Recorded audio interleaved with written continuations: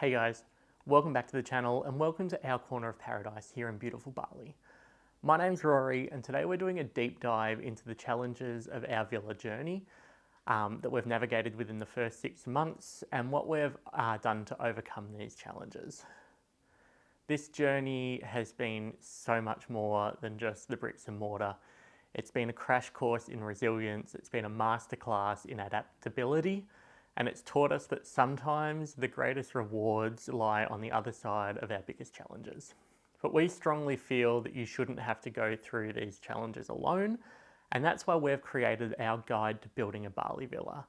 This guide contains everything that you'll need to create your own amazing villa in paradise. It contains every contact, all of the knowledge that we've learned along the way, so that you can create your very own Bali villa, whether that is as an investment or as a way to live in paradise. If you're considering buying or building in Bali, then I highly recommend that you pick up a copy of this guide, which is available in a link in the description below. So from the first shovel of dirt right through to the final coat of paint, you guys have been by our side as we've transformed this plot of land into our dream villa.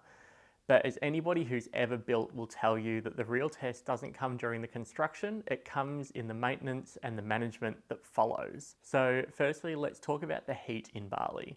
Now we created an open air design that is perfect for soaking up the ocean breezes as well as letting in a ton of natural light, but it's posed a bit of a challenge when it came to regulating the temperatures indoors. Despite our best efforts, including ceiling fans, strategically placed windows, and 4 really big air conditioning units, some guests found themselves getting really hot and sweating it out through the peak of summer. We started to get some negative reviews trickling in surrounding the heat, and our power bill started to become astronomical. And so we found ourselves scrambling to try to find a solution to beat the heat. So with the help of the team on the ground managing the villa, they started to work to pinpoint exactly why we were having the heat issues despite our best laid plans. We've got a huge amount of glass in the villa and we thought that maybe it was creating a bit of a greenhouse effect that was heating it up. But even with that, it shouldn't have been heating the villa to the point that we were getting 35 degrees Celsius temperatures indoors. In the end, we discovered a couple of things. Firstly, the external units of the air conditioner had been installed in between the house and the wall that's on the boundary. This is something that we chose to do. Our builder didn't want to do that. We encouraged them to do that because we wanted to keep them out of sight.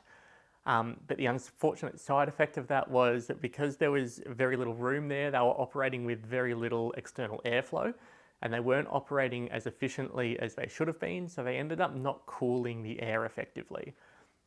Secondly, we discovered that despite having 4 quite sizable air conditioning units, it just simply wasn't enough for the space. And we ended up having to install an additional air conditioning unit in the top bedroom.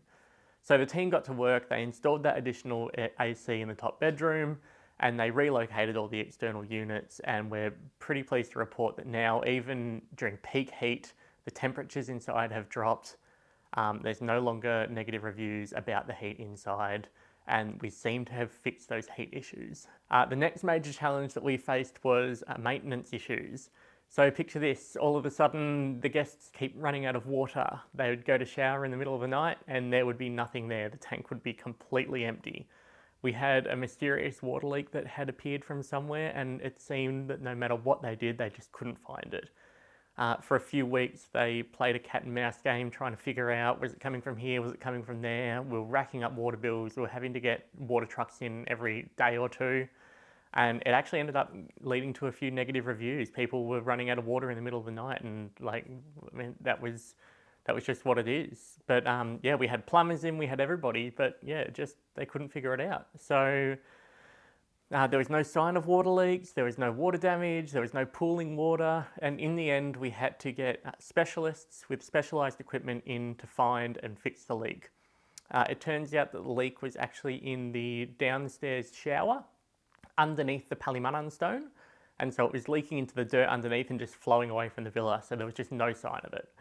But once it was discovered and fixed, the water bills came down significantly and the negative reviews stopped. Also, one of the other major issues that we had was just pretty much as soon as we finished the villa, construction started next door. Now, It was an empty block, so we knew this was always a possibility, but it ended up being jackhammers at dawn, dust and clouds of dust all through the day, and what was once a very peaceful street turned into a very, very noisy environment, and we found ourselves scrambling to protect both the guests' comfort and the guests' privacy. Now, initially while they were laying the foundations, the noise was pretty constant during the day, and then when they started building up to the two-storey building, it also created privacy issues because the workers could see straight into our outdoor pool area as well as into parts of the villa. Thankfully, our guests were really good. They were really understanding that it wasn't our fault. It still led to a few little negative reviews about it, but most guests were really understanding that it was really totally outside of our control and it wasn't much that we could do, but we had to do a few things. We had to drop the average value of the villa that, per night to get more people in because of this. And we've also had to install privacy screening all along one side of the fence to stop the workers from being able to see in, as well as the future occupants, because we now know that where they've built these villas, there's going to be windows that look straight into our pool area. So we're in the process of building this privacy screening up, which hopefully will be done in the next week or so, and give the privacy back to our guests again. Finally, after all of this, we had a potential vandal. One morning, our cleaner came in to clean the villa and our beautiful bougainvillea tree out the front had been knocked over. The pot was totally smashed. It had been windy the evening before, but not at the levels that you would expect to knock a tree of that size and that heavy over. So we do have suspicions that it was done maliciously, probably by a foreigner that was drunk, but who knows. But we decided that the best course of action was to install external CCTV. Now, it's important to know that if you have an Airbnb, you can't put the CCTV pointing inside the walls, so we haven't done that. We've got it on the outside of the building, pointing out into the street, hopefully to prevent any future vandalism. Now, you might be wondering, amidst all of this chaos, is everything still worth it? And I'm here to say that yes, it is. Despite all the bumps in the road, the villa is still remaining profitable. The cost to fix all these issues weren't cheap. It cost many thousands of dollars. I'm not sure exactly how much, I still need to add it all up, but many thousands of dollars, and it has eaten into our profitability for January, February, even December. But despite having to pay so many additional expenses, at no point has our expenditure been higher than our income. We've still managed to keep positive cash flow, albeit a little bit lower than what we were hoping for and had expected. But by spending the money now on long-term solutions, we hope that it will put the villa in good stead for many years to come. The booking values are now increasing, guest satisfaction is at the highest level it has been since we opened. I think our last 10 reviews are all 5-star reviews. The bills for both maintenance and utilities are all coming down, and it's just in time for the peak season, which is from April onwards in Bali. So as this continues, I'm going to keep sharing all of our highs and lows with you in the hope that it might inspire you to take the plunge and invest in your very own Bali villa, but we all obviously always want to be totally transparent with you and let you know that there are challenges along the way. It's not all rainbows and sunshines and unicorns. There is going to be issues as you build in Bali. But yeah, we thank you so much for joining along the ride. And if you are creating more behind the scenes, if you're wanting more behind the scenes information and you want to build your own Bali villa, definitely grab a copy of that Bali Villa guide in the link below.